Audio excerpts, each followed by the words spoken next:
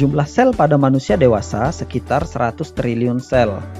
Jumlah sel tersebut faktanya berasal dari satu sel. Selama pertumbuhan, perkembangan, hingga perbaikan kerusakan jaringan, kita mengandalkan pembelahan sel. Dalam sel eukariot, pembelahan sel terjadi melalui serangkaian tahapan yang disebut mitosis. Setiap hari, tubuh harus menghasilkan jutaan sel kulit untuk menggantikan sel kulit yang rusak selama aktivitas harian. Untuk mengganti kerusakan tersebut, tubuh harus melalui serangkaian proses, dan supaya sel yang dihasilkan memiliki materi genetik yang lengkap, DNA juga perlu direplikasi secara identik sehingga setiap sel anak menerima salinan yang persis sama. Menjelang replikasi DNA, kromosom memadat di dalam nukleus. DNA memadat dengan cara melilit protein histon membentuk nukleosom. Bulatan-bulatan yang terlihat di sini disebut kromatin. Saat sel siap untuk membelah, kromatin menggulung menyebabkan kromosom menjadi memendek dan memadat. Pasangan kromosom hasil replikasi disebut chromatid sister. Replikasi DNA dan pembentukan chromatid sister merupakan salah satu tahapan dari keseluruhan siklus sel. Untuk mempersiapkan pembelahan sel, sel melewati tahapan yang disebut interfase, yang dibagi menjadi 3 fase yang berbeda. Selama fase G1, semua organel dan komponen sitoplasma, termasuk sentriol pada sel hewan, akan direplikasi. Kemudian, memasuki fase S atau sintesis, di mana DNA mulai direplikasi. Terakhir, selama fase G2, semua enzim yang diperlukan untuk membantu proses pembelahan sel diproduksi. Sebagian besar sel eukariot menghabiskan fase hidupnya dalam fase interfase, dan dalam periode yang sangat singkat, sel akan membelah melalui tahapan mitosis. Selanjutnya, sel yang telah siap untuk menjalani mitosis yang terdiri dari profase, metafase, anafase, dan telofase. Selama profase, kromosom memadat dan menjadi kasat mata, terlihat sebagai 2 chromatid sister yang disatukan oleh sentromer. Sitoskeleton mulai dibongkar dan membentuk spindle. Dalam sel hewan, sentriol memainkan peran penting dalam distribusi kromosom bagi sel yang akan membelah. Sentriol berpindah ke kutub yang berlawanan, membentuk jembatan mikrotubulus yang disebut benang spindle. Dan selubung nukleus mulai menghilang.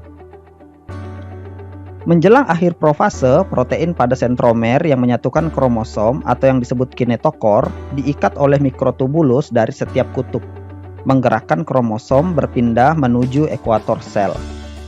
Selama metafase, semua kromosom disejajarkan pada ekuator sel yang disebut lempeng metafase. Anafase dimulai dengan degradasi protein yang menyatukan chromatid sister. Kromosom mulai berpindah dan berpisah dengan pasangannya, kemudian ditarik ke kutub yang berlawanan. Pada telofase, sebuah alur pembelahan terbentuk di tengah sel.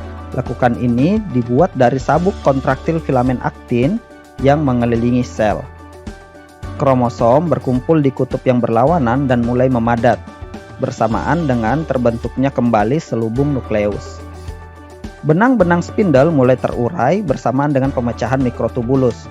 Mikrotubulus dipecah menjadi monomer tubulin yang nantinya dapat digunakan untuk membentuk sitoskeleton. Pada sel hewan, sitokinesis mengakhiri tahapan pembelahan sel dengan memperpanjang alur pembelahan untuk memisahkan sepenuhnya sel anak yang baru terbentuk. Karena dinding sel tumbuhan tidak dapat dipisahkan oleh serat aktin, sel membentuk sebuah partisi membran yang kemudian disebut sebagai pelat sel. Sama seperti sel hewan, sitokinesis pada sel tumbuhan juga menjadi akhir pembelahan sel, yang membagi rata sitoplasma kepada sel baru. Selama siklus sel, beberapa pos pemeriksaan tertentu dilakukan untuk memastikan proses pembelahan terjadi secara akurat, dan jika tidak, siklus sel akan berhenti dan dikoreksi, atau mungkin saja pembelahan sel dibatalkan.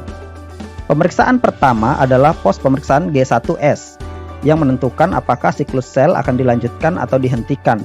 Sinyal eksternal dan faktor pertumbuhan dapat mempengaruhi siklus sel pada atau sebelum pos pemeriksaan. Pos pemeriksaan G2M memastikan sel telah menyelesaikan ketiga fase interfase untuk memulai mitosis. Pos pemeriksaan terakhir adalah pos pemeriksaan spindle, memastikan bahwa semua kromosom telah melekat pada benang spindle sebelum memasuki anafase. Faktor pertumbuhan, ukuran sel, dan status nutrisi sel merupakan faktor yang berkontribusi dalam regulasi siklus sel, memastikan hanya sel-sel tertentu saja yang bisa membelah pada waktu-waktu tertentu. Setelah semua pos pemeriksaan di interfase dilewati, tahapan pembelahan sel dapat dilanjutkan ke tahapan mitosis, dari interfase hingga sitokinesis. Seluruh proses pembelahan sel dapat berlangsung rata-rata 10-20 jam, baik bagi sel hewan ataupun sel tumbuhan, tergantung pada sifat dan fungsi sel. Proses pembelahan sel juga dapat terjadi pada frekuensi yang berbeda. Pada manusia, sel kulit memiliki tingkat kerusakan yang tinggi, sehingga harus melalui mitosis lebih sering. Sedangkan sel lain seperti sel saraf dan sel otot sangat jarang membelah. Akurasi serta konsistensi mitosis memastikan sebagian besar sel dalam organisme eukariot dapat menghasilkan salinan yang identik,